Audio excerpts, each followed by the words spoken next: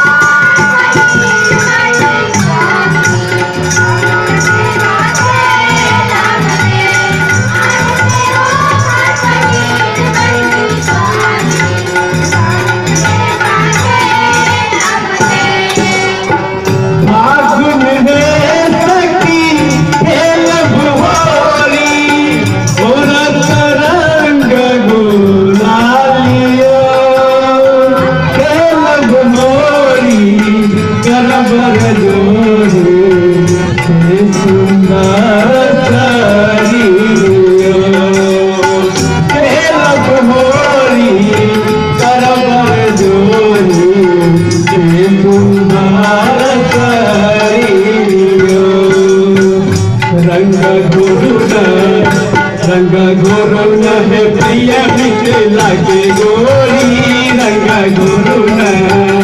रंग गुरु न है प्रिय मिथिला के गोरी रंग गुरु न मिथिला के गोरी जनकपुर के गोरी मिथिला के गोरी जनकपुर के गोरी रंग गुरु न है प्रिय मिथिला के गोरी रंग गुरु न है प्रिय मिथिला के गोरी रंग गुरु न